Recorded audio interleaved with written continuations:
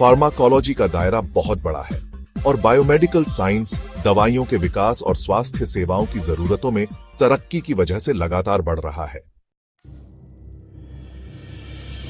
Pharmacology विज्ञान की वो शाखा है जो दवाइयों, उनके काम, तरीकों, उपयोग और जैविक प्रणालियों पर दुष्प्रभावों के अध्ययन से संबंधित है।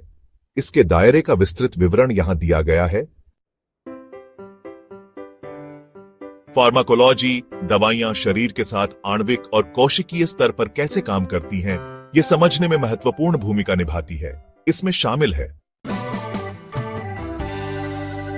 दवा की क्रियाविधि, दवाइयां अपना प्रभाव कैसे पैदा करती हैं। उदाहरण के लिए रिसेप्टर बाइंडिंग, एंजाइम निषेध।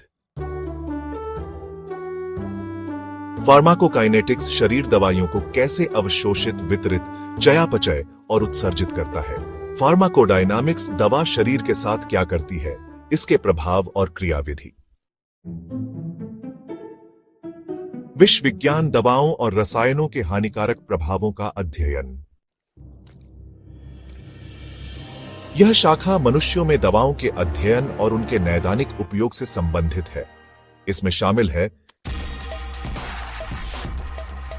चिकित्सीय दवा निगरानी में यह सुनिश्चित करना शामिल है कि रोगियों में दवा का स्तर चिकित्सीय सीमा के भीतर हो। दूसरी ओर नैदानिक परीक्षण नई दवाओं की सुरक्षा और प्रभावकारिता निर्धारित करने के लिए उनके परीक्षण के लिए महत्वपूर्ण है।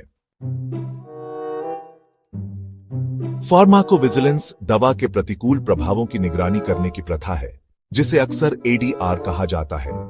इस बीच व्यक्तिगत दवा किसी व्यक्ति के आनुवंशिक मेकअप के आधार पर दवा चिकित्सा को तैयार करती है।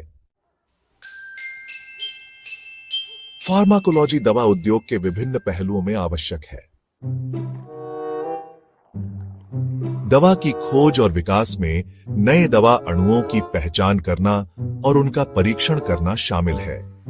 प्रीक्लिनिकल अध्ययन में प्रभावकारिता और सुरक्षा का मूल्यांकन करने के लिए पशु परीक्षण शामिल हैं। फॉर्म्युलेशन विज्ञान दवा वितरण प्रणाली जैसे टैबलेट और इंजेक्शन को डिजाइन करने पर केंद्रित है। नियामक मामलों में FDA और CDSCO जैसी एजेंसियों से अनुमोदन प्राप्त करना शामिल है। फार्माकोलॉजी चिकित्सा पद्धति में तर्कसंगत दवा के उपयोग का मार्गदर्शन करती है। विशिष्ट बीमारियों के लिए उपयुक्त दवाओं का चयन प्रभावी उपचार में एक महत्वपूर्ण कदम है। उम्र, वजन और सहरुग्णता जैसे कारकों के आधार पर खुराक समायोजन अक्सर आवश्यक होते हैं। दवाओं के पारस्परिक प्रभाव और दुष्प्रभावों का प्रबंधन रोगी सुरक्षा के लिए महत्वपूर्ण है।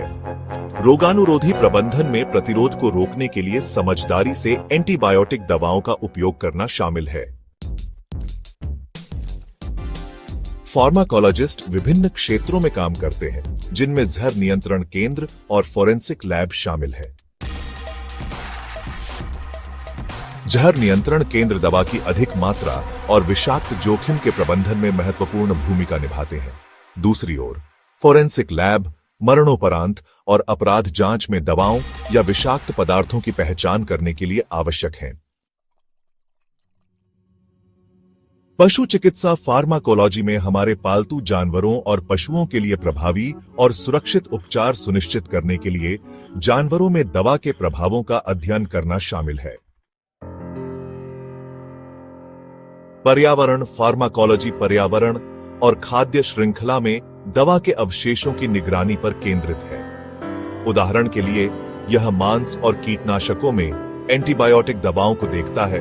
यह सुनिश्चित करता है कि वे पारिस्थितिक तंत्र या मानव स्वास्थ्य को नुकसान न पहुंचाएं। फार्माकोलॉजिस्ट मेडिकल, डेंटल, फार्मेसी और नर्सिंग छात्रों को पढ़ाते हैं। वे विश्वविद्यालयों और संस्थानों में शोध करते हैं। वे वैज्ञानिक पेपर, दवा नियमावली और उपचार दिशा निर्देश भी लिखते हैं। प्रौद्योगिकी में प्रगति के साथ फार्माकोलॉजी में उभरते क्षेत्र लगातार विकसित हो रहे हैं।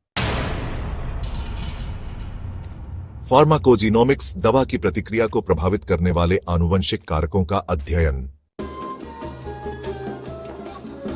नैनोफार्माकोलॉजी लक्षित दवा वितरण के लिए नैनो कणों का उपयोग करना। बायोलॉजिकल्स और बायोसिमिलर मोनोक्लोनल एंटीबॉडी जैसी दवाओं के नए वर्ग।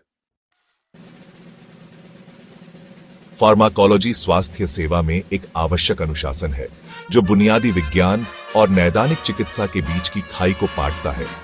इसका दायरा प्रयोगशाला अनुसंधान से लेकर बेडसाइड अनुप्रयोगों तक और दवा विकास से लेकर सार्वजनिक स्वास्थ्य तक है, जो विविध कैरियर के अवसर प्रदान करता है और मानव और पशु स्वास्थ्य में सुधार लाने में महत्वपूर्ण भूमिका निभाता है।